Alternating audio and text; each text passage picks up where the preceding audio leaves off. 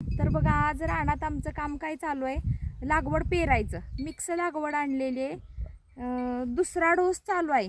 आपण जी रोपाची लागण केली आहे त्या रानाला, आणि एवढं रान लागवड पेरून झालेलं आहे.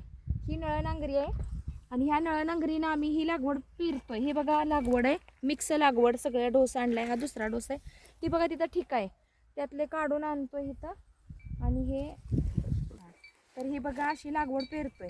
का तर आपण ज्या वेळेला अशी इसकटून टाकणार का नाही, तर ओ थांबा, तर का नाही ही होणार मात्र उताणी, म्हणजे जास्त सगळ्या रानाला पडते आणि तणाचं प्रमाण लय येतं. म्हणून हो का हे अशी पेरतोय. हो का अशी. तर बघा अशा प्रकारे आम्ही लागवड पेरतोय.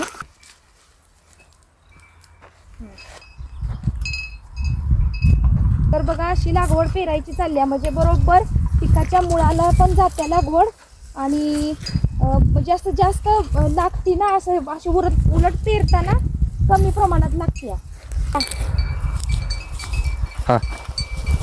तर बघा अशी लागवड पेरायची चाललेली आहे. तर तुम्हाला ही आमची लागवड पेरणी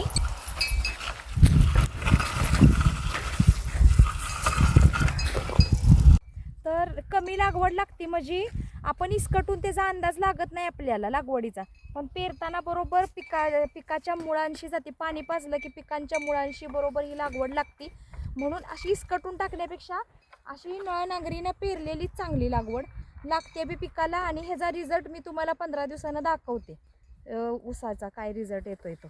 तर बघा इथून सगळं ही अशी नळनांगरीनं जात्या, पण हिथं पुढं असा पाट आहे. मग तो पाट मोडल म्हणून बघा अशी मग ही 2 ऊस राहते. एक पुढचा त्याला बी अशी मुठीने टाकायला लागते आणि ह्याला पण. मग हे असं टाकलं की तण येतंय आणि ती तणच लागवड खातंय.